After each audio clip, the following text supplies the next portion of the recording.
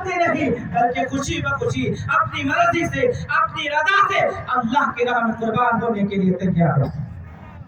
رسی کو کھول دیا گیا، چھری جلائی گئی، چھری نہیں چلتی ہے۔ دوسری مرتبہ پھر اب آپ دیکھیں، ایک مرتبہ کوشش کی، ابراہیم علیہ السلام کہہ سکتے تھے دل کو کہ ہاں میں نے کوشش تو کیا، ہاں میں نے کوشش تو کی، اب گلا کٹا نہیں، میری کیا غلطی ہے، وہاں سے نکل جاتے، لیکن نہیں، دوسری مرتبہ پھر کوشش کی گئی، اب دوسری مرتبہ بھی نہیں کٹا، پھر چھری کو تیز کیا گیا، اب تیسری مرتبہ کوشش کرتے ہیں۔ ابراہیم علیہ السلام کی آنکھوں پر پٹی بنی ہوئی ہے، اسی پٹی کے عالم میں تیسری کوشش میں گلا کٹ جاتا ہے۔ اب ابراہیم علیہ السلام اللہ کا شکر ادا کرتے ہیں، آنکھ سے پٹی کھولتے ہیں تو کیا دیکھتے ہیں؟ اسماعیل ذبیح اللہ علی نبینا علیہ السلام بازو میں بیٹھے ہوئے ہیں، مسکرا رہے ہیں، اور ان کی جگہ پر ایک دمبا، جنتی دمبا ذبح ہوا۔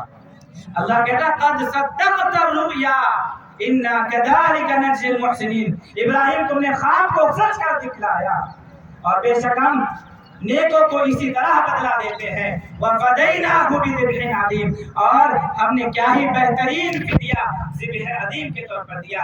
عزیزان محترم، یہ قربانی کا فلسفہ ہے، یہ قربانی کا پیچھے کا اس کا طریقہ ہے، یہ اس کا مقصد ہے۔ مقصد کیا تھا؟ صرف جانور کو قربان کر دیا گیا، یہ مقصد نہیں۔ عزیزان محترم، قربانی کرنے کا اصل مقصد، قربانی کرنے کا اصل مقصد جو بیان کیا گیا، اصل مقصد ہے اللہ کی رضا مندی کو حاصل کرنا، اللہ کو راضی کرنا۔ ہم نے کروڑوں کے جانور کو قربان کیا، ہم نے لاکھوں کے جانور کو قربان کیا، لیکن اگر دل میں اللہ کے لیے نہیں ہے، اللہ کی رضا مندی کے لیے نہیں ہے، تو کروڑوں بیکار، کروڑوں فضول، لاکھوں بیکار آیا نہیں ہے۔ اس لیے کہ اللہ تبارک و تعالیٰ کو نہ جانور کی گوشت کی ضرورت ہے، نہ اس کے خون کی ضرورت ہے۔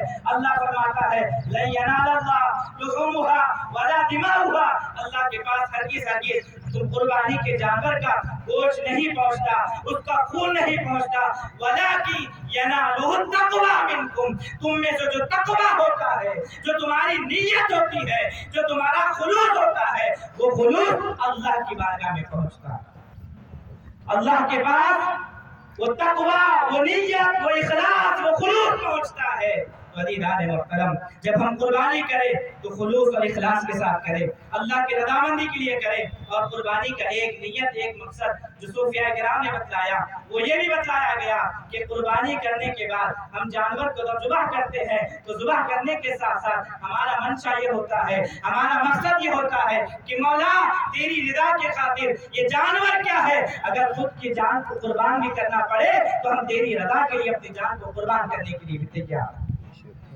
ذرا سوچیں، ابراہیم علیہ السلام اپنے بیٹے اسماعیل ذبیح اللہ کو قربان کرنے کے لیے اس مقام پر لے گئے۔ ذرا سوچے سمجھے بغیر، اگر صرف آج یہ حکم ہوتا کہ چلو قربانی نہیں کرو، اپنے بیٹے کے اوپر صرف چھری چلائے ویسا کرو، اگر یہ حکم بھی ہوتا گلا کاٹو مت، صرف چھری چلائے ویسا کرو، تو کیا ہم یہ چیز کرتے؟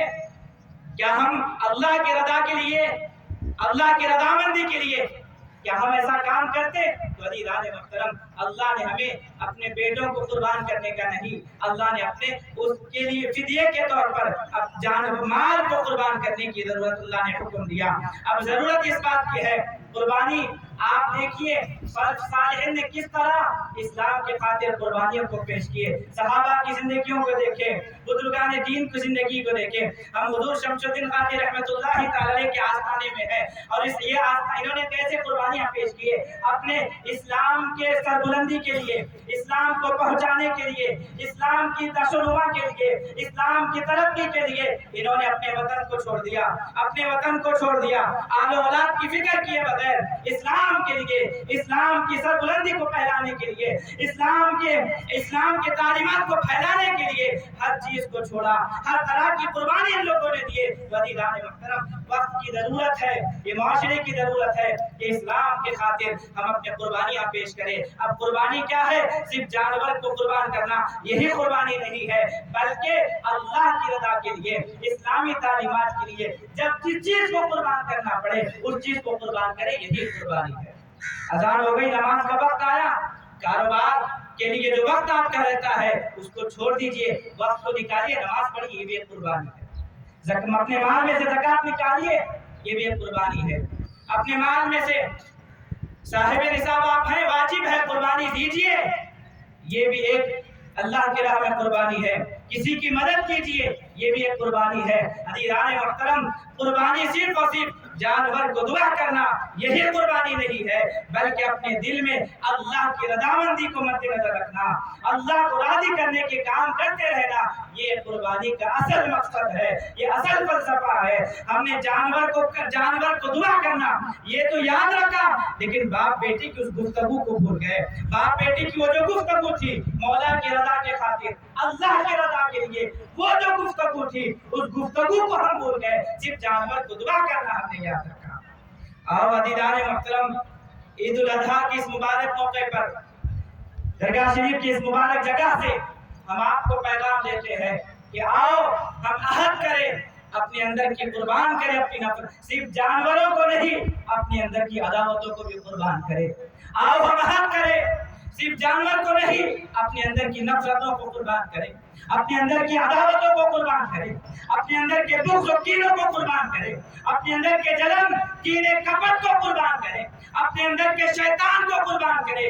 आओ हम अहद करें इस यौम कुर्बानी के दिन, इस कुर्बानी के दिन अहद करें कि हम मुसलमान आपस में मिलजुल कर मेल मोहब्बत के साथ, इत्तेहाद के साथ, इत्तेफाक के साथ रहे।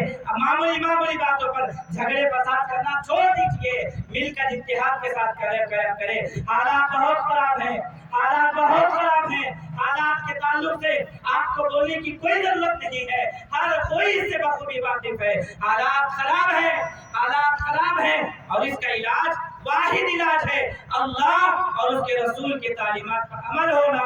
मुसलमानों का इत्तेहाद के साथ, इत्तेफाक के साथ, मोहब्बत के साथ, मिलजुल के साथ आपस में रहना, यही हालात से निकलने के लिए रास्ता बताया गया। अज़ीज़ान मोहतरम, तो ये माशरे की जरूरत है, ये वक्त की जरूरत है। आओ हम आज के दिन आप पे पैगाम देते हैं, इस मुबारक जगह से आप पे मुबारक पैगाम देते हैं कि मुसलमानों को चाहिए इत्तेहाद के साथ, इत्तेफाक के साथ, मोहब्बत के साथ रहे, अपने अंदर की नफरतों को, अपने अंदर के शैतान को, अपने अंदर की अदावतों को, अपने अंदर के जलन को, अपने अंदर के हसद को, अपने अंदर के कीने कपट को निकाले और मुसलमानों की तरक्कियों को बर्दाश्त करिए, अपने भाई की तरक्की को बर्दाश्त करिए, अपने ये जलन कीने कपट को निकाल दीजिए।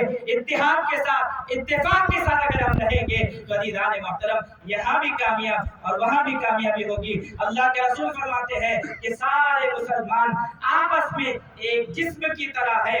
अब एक जिस्म क्या होता है आप बखूबी जानते हैं, अगर सर दर्द हुआ पूरा जिस्म डिस्टर्ब होता है, अगर एक उंगली कट गई, उंगली कटी, दिमाग डिस्टर्ब, आंख डिस्टर्ब, पूरा जिस्म इंसान का मुतज़्ज़ल होता है। तो मुसलमान अगर कहीं भी परेशान हो, दुनिया के किसी भी खित्ते में, दुनिया के किसी भी कोने में मुसलमान अगर तकलीफ में है, मुसलमान अगर परेशान है, तो उस तकलीफ का एहसास एक दूसरे मुसलमान को होना चाहिए।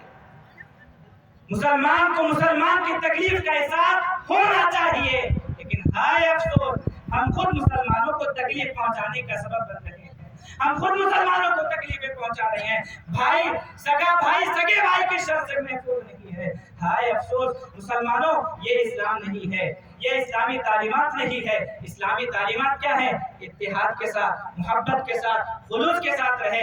क्यों ईद की नमाज हर छोटी मस्जिद में पढ़ना मुनासिब नहीं है, हर छोटी मस्जिद में ईद की नमाज नहीं पढ़ने का हुक्म दिया? क्यों? इसलिए कि मुसलमान एक जगह जमा हो, मुसलमानों का इत्तेहाद दिखे, मुसलमानों के दरमियान में मोहब्बत बढ़े, मुसलमानों के दरमियान में खुलूस और इखलास बढ़े। अज़ीज़ान मोहतरम, इन्हीं कुछ बातों के साथ, इन्हीं कुछ मारूदों के साथ आप अल्लाह की बारगाह में दुआ को है कि मौला करीम हम तमाम को कहने सुनने से ज्यादा अमल करने की तौफीक अता फरमाए। हज़रत इब्राहिम और इस्माइल के तरीक़ को अपनाते हुए उनकी तरह हमें अल्लाह की रज़ा के खातिर हर चीज कुर्बानी करने के जज्बे से सरशाद फरमाए। हुज़ूर क़ादी सरकार के वसीले से हम अल्लाह की बारगाह में दुआ गो है कि मौला मुसलमानों के मिल्ली, माशी और सियासी मसाइलों का हल फरमाए। अल्लाह की बारगाह में दुआ गो है मौला मुसलमानों की हर आफत, मुसीबत, परेशानी से हिफाजत फरमाए। व आखिरु दावाना अल्हम्दुलिल्लाहि रब्बिल आलमीन। मोहतरम सामिल हज़रात, ईद की नमाज का तरीका हस्बे मामूल आप